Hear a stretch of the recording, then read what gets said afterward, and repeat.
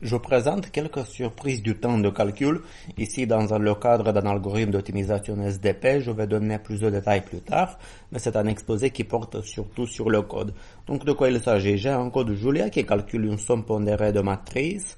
Rien de nouveau sous le soleil, sauf que je le calcule d'une manière un peu vieille école, avec des boucles fabrication maison. Si cela demande 23-24 secondes sur ma machine, le plus spectaculaire, c'est qu'on va pouvoir ramener ça à 0,4, 0,5, 0,6 secondes et même à 0,03 secondes. Voilà, j'ai n égale 1000, j'ai k égale 90 et j'ai un nombre de matrices de taille n fois n. J'ai k matrices de taille n fois n et j'ai les poids. Et je calcule une somme pondérée de matrices qui aurait pu s'écrire comme ça. Voilà, je présente l'interface Julia et ici je démarre, grâce à cette instruction-là, je démarre le calcul. Comme vous pouvez le constater, j'ai le temps de papoter. Je peux expliquer que pour chaque I et J, ça veut dire pour chaque case de la matrice, je calcule une somme pondérée qui n'est plus ni moins que la somme qui est mise dans un accumulateur S. Voilà, poids P c'est l'indice de la matrice de 1 à K, fois l'élément à la position IJ. J'ai affiché la somme pondérée, le résultat à la case 7,9, c'est celui-ci, et cela a pris 24,5 secondes. Ok, la plus importante question c'est si un étudiant me propose ce type de code, par exemple, dans un projet master, est-ce que je dois le pénaliser? C'est assez délicat. Et même au niveau recherche, pourquoi ça peut nous intéresser au niveau recherche? Ne pensez pas que c'est juste un détail d'implémentation. Cet exposé, il est motivé par un cas réel que j'ai eu dans un algorithme et dans un papier pour la résolution de programmes SDP. Ça veut dire des programmes semi-positifs définis. Comme dans ce domaine, on utilise très souvent K matrice, voilà, en 1, A2 jusqu'à AK de taille n fois n, c'est une caractéristique du domaine. Et mon algo, ma méthode, sans reposer sur théorie révolutionnaire, j'ai pu penser qu'elle est plus ou moins originale. Et pour ça, j'ai besoin de plusieurs calculs qui impliquent des valeurs propres, le compte de matrice SDP, des choses plus élaborées quand même qu'une somme de matrices. Et voilà ce que j'ai écrit dans l'article, voilà. J'ai besoin de calculer plusieurs matrices, j'ai besoin de faire plusieurs calculs de ce type-là. Et de quoi il s'agit ici? On multiplie chaque matrice avec un poids, on va les additionner, et ça paraît tout trop facile pour que ça attire de l'attention. Le piège, finalement, il est d'une certaine manière là. Le piège du sujet que je veux aborder, c'est pas forcément l'idée de comment on fait ce calcul-là, mais à quel point c'est facile de tomber sur quelque chose qui nous échappe. Parce que dans la première implémentation, j'étais surpris de voir que le calcul de ces sommes était le principal goulot d'étranglement dans mon algo. C'était moins rapide que tous les algos de projection dans le code SDP, des choses plus élaborées quand même que j'avais fait. Parce que si on s'amuse à faire calculer cela d'une manière trop naïve, il peut y avoir des problèmes. Ça veut dire, ça peut être trop peu rapide le code. Il peut plomber l'efficacité de tout l'algo. Donc déjà, je veux juste faire une petite parenthèse. Ces différences d'efficacité, je vais vous montrer. On peut accélérer le code, comme je l'ai déjà dit, par un facteur de 1000. Bon, ça nous dit quoi? S'il est facile de coder en Julia, et c'est pour ça que beaucoup de gens sont attirés par ce nouveau langage, il est aussi trop facile d'écrire un code dont le temps de calcul est trop imprévisible. Et je peux parler avec une certaine expérience déjà. J'ai commencé ma thèse en 2006, il y a presque 20 ans. Donc à l'époque, le marché était dominé par le C++ et il n'y avait pas autant de surprises de cette ampleur-là. Pourquoi? Si on écrit ce type de code en C, si on écrit ce type de boucle en C, on va être même presque capable d'avoir une idée du code assembleur qui est généré par le compilateur et on sait d'une manière plus ou moins exacte ce qui se passe. Donc je voudrais attirer l'attention sur un inconvénient de nouveaux langages ou compilateurs hautement optimisés qui sont des fois trop complexes il est trop dur de savoir ce qui se passe lorsqu'un bloc de code est exécuté. Donc un peu pour cela, les concepteurs de Julia et pour les concepteurs d'autres langages aussi, ils ont pu élaborer de listes de performance tips. Ils donnent quelques pratiques de programmation. Par exemple, s'il existe une méthode toute faite pour exécuter une tâche, il faut l'utiliser au lieu de réinventer la roue. Donc cela peut nous conduire à la solution suivante, qui réalise le même calcul en une seule ligne grâce à une routine qui existe déjà codée dans le langage. Donc je regarde dans le terminal Julia. Donc voilà, une seule ligne. Et là, si je veux voir son temps de calcul, j'appelle time.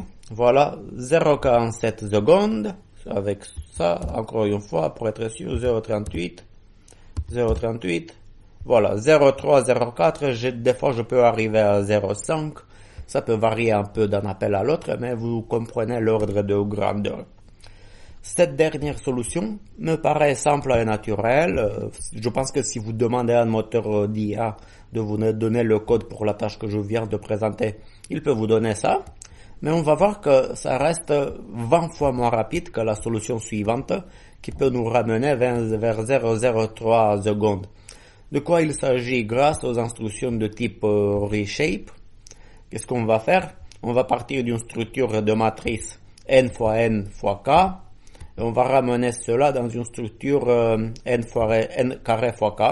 Donc ça veut dire sur chaque colonne on aura une matrice vectorisée. Et ensuite, le gros du calcul, c'est exécuté par un simple produit d'une matrice à deux dimensions avec un tableau en vecteur de poids. Et la dernière instruction, on obtient une dévectorisation pour récupérer le résultat du calcul. Au lieu de récupérer le résultat du calcul dans une structure à une seule dimension n carré, on va passer d'une seule dimension n carré à une matrice standard n fois n. Donc ça c'est le calcul. Et voilà, je vais présenter cela grâce à Julia. Je reviens dans le terminal. Voilà, j'affiche le fichier qui s'appelle voilà. Vous voyez le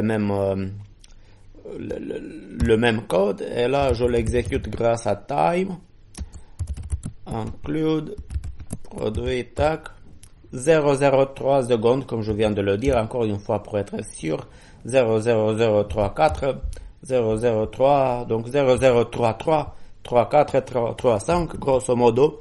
Je suis pas en train de vous mentir si je dis que ça prend 0,03 secondes, qui est quand même 2 fois plus rapide que la solution précédente. Rappelez-vous, on était vers 0,4, 0,5, voire 0,6. Excusez-moi, si c'est pas 20 fois moins rapide, c'est 15 fois plus rapide la nouvelle solution. Pourquoi? C'est assez difficile et je sais pas si c'est utile de vraiment étudier ces bibliothèques-là dans cet exposé-là, parce que ces questions peuvent intéresser vraiment les spécialistes de ces bibliothèques, mais j'ai quand même fait une petite étude. Je pense qu'il s'agit d'une bibliothèque BLAS qui est appelée derrière. D'ailleurs, une bibliothèque écrite peut-être en C ou Fortran. Et ce qui est important, bon, on va pas se spécialiser dans ces bibliothèques, c'est pas le moment. J'ai pas beaucoup de temps. Je sais que tout le monde est pressé.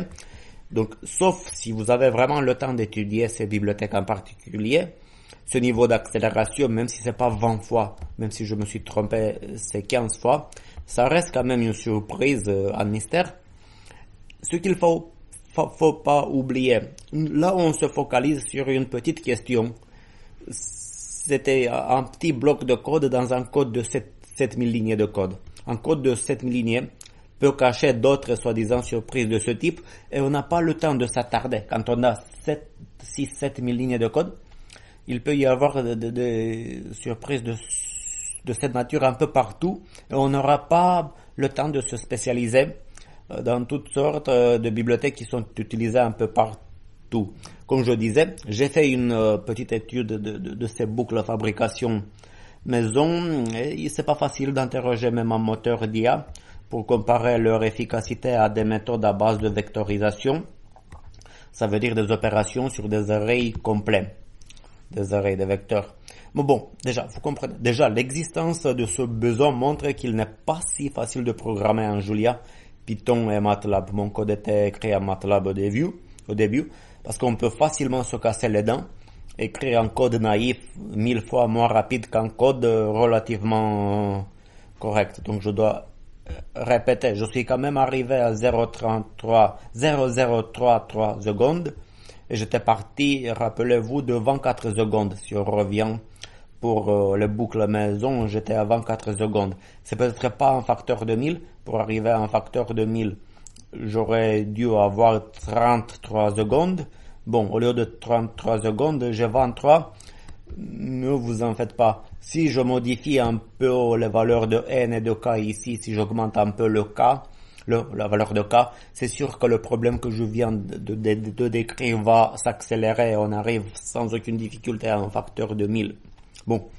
Mon objectif, c'est pas parler maintenant de ce bloc de code, donc c'est juste un exemple, ça le problème, c'est un exemple parmi 1000 d'autres exemples.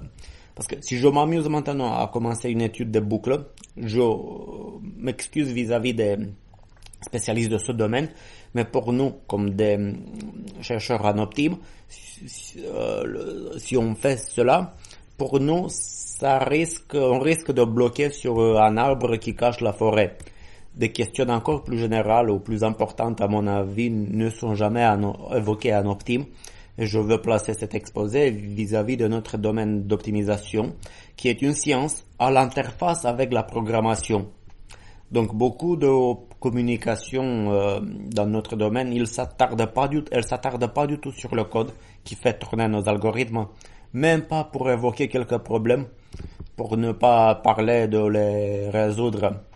Je comprends que ces questions d'efficacité de boucle peuvent être mieux connues dans d'autres communautés, parce que si vous regardez la nomenclature des thématiques du CNU 27, l'informatique, il y a une rubrique séparée de la nôtre qui s'appelle langage, compilation, génération de code, interprétation. C'est pas notre spécialité, ce qui pose une grande difficulté, parce qu'on doit trouver quand même des solutions dans certaines choses et cela reste difficile parce que si à partir de demain je commence à dédier tout le temps qui me reste pour étudier ce type de questions, je suis bon pour participer à des exposés dans cette communauté-là, je sais pas, pour déposer des projets vis-à-vis de ce sujet-là, mais c'est un autre domaine. Pour nous, côté Optime, ces surprises de vitesse de calcul sont pour moi un symptôme d'un phénomène beaucoup plus général qui peut trop facilement nous échapper. Donc j'essaie de généraliser un peu, de voir comment aborder un problème plus délicat que celui de comprendre les boucles en Julia. Une question importante qui n'a rien à voir peut-être avec les boucles Julia. Est-ce qu'on a besoin encore de passer des heures et des heures et des heures, par exemple, pour étudier la théorie de complexité en recherche opérationnelle? C'est sûr qu'il y a des cas où il faut l'étudier. Mais des fois, les certitudes de performance que la théorie de la complexité nous donne sont vraiment trop loin de nos réalités. Pourquoi?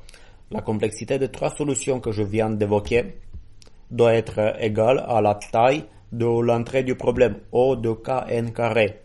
C'est une mesure trop relative du coût réel de calcul. Donc j'ai trois façons de réaliser une tâche.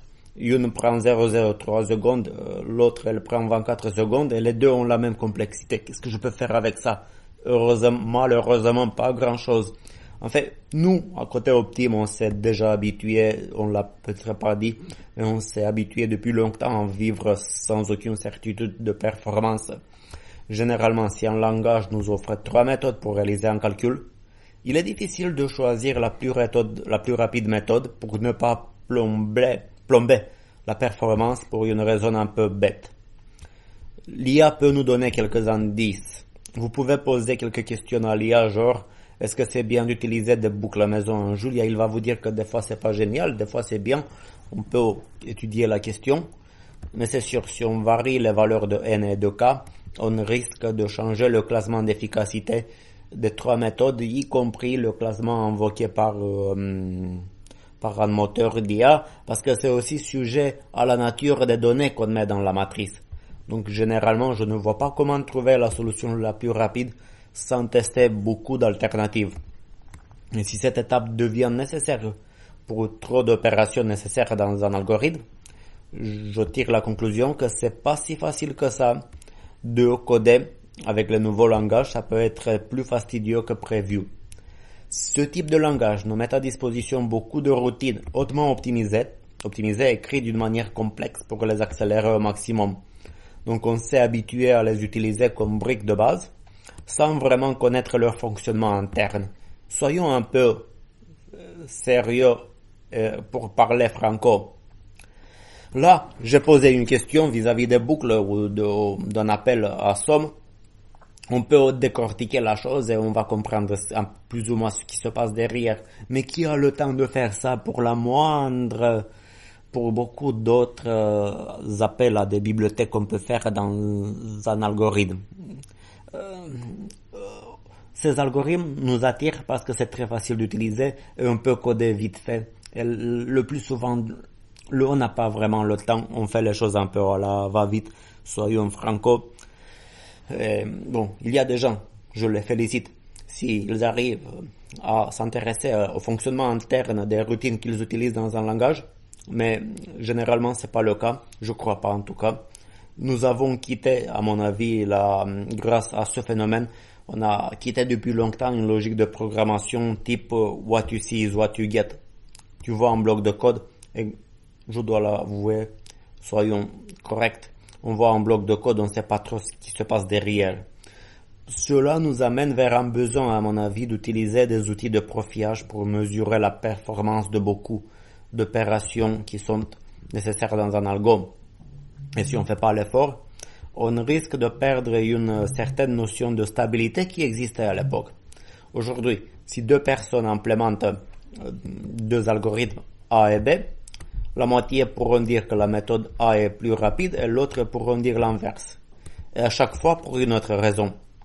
Cela vient du fait que chaque programmeur va déléguer beaucoup de tâches à d'autres routines ou structures de données faute de temps de les coder soi-même. Vous demandez aujourd'hui à 3 ou 4 personnes d'implémenter un algo, ils vont tous utiliser d'autres méthodes, peut-être à chaque étape. J'essaie de me rapprocher d'une conclusion.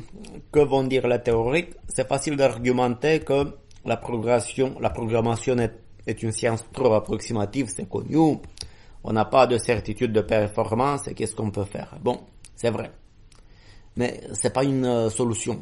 Parce que si on résout le problème comme ça, c'est bon, on n'a pas de garantie de performance. Bof, c'est tout. C'est de la cuisine, on ne sait pas, on s'arrange, non. Si on résout le problème comme ça revient à jeter le papier sur lequel on a écrit le problème.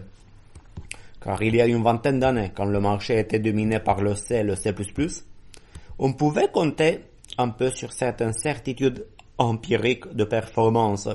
Les gens faisaient moins souvent appel des routines extérieures pour coder le moindre calcul, et je voyais un peu le phénomène. On pouvait coder 2 personnes en algo, moi avec un autre étudiant, quand j'étais étudiant, je pouvais coder en algo, mon camarade pouvait le coder à côté de moi, et tous les deux on pouvait arriver pas tout à fait au même niveau de performance, mais il y avait une certaine stabilité, il y avait certaines certitudes, on pouvait avoir une certaine idée d'efficacité, il n'y avait pas de surprise de ce niveau-là. Aujourd'hui, on utilise de plus en plus des routines extérieures sans connaître leur fonctionnement. Mais moi, j'ai pas eu le temps. Déjà, je vous remercie de m'avoir écouté jusqu'ici. Vous comprenez que c'est pas le moment de faire une étude avancée de la gestion des boucles par Julia, MATLAB et des autres fonctions. L'IA peut nous donner quelques indices, mais le problème, c'est qu'on n'a pas le temps de faire ça lorsqu'on programme. Et on est un peu à l'image de quelqu'un qui est plus ou moins obligé d'utiliser les pédales de sa voiture sans trop connaître ce qui se passe derrière. Imaginez si on appuie sur la pédale d'accélération, mais on ne connaît pas le rapport de vitesse engagé. Donc c'est comme ça que ça marche. On ne sait pas trop quels mécanismes sont enclenchés derrière. Et à mon avis, à ma petite échelle en tout cas, Je pense que c'est un phénomène relativement nouveau en ce qui concerne l'implémentation des algorithmes d'optimisation. Quand je dis relativement nouveau, ça vient de la dernière décennie, peut-être 2 décennies au maximum. Bon, j'espère que ça peut être utile à d'autres gens qui tombent sur des mêmes questions. Bonne réception, merci de m'avoir écouté.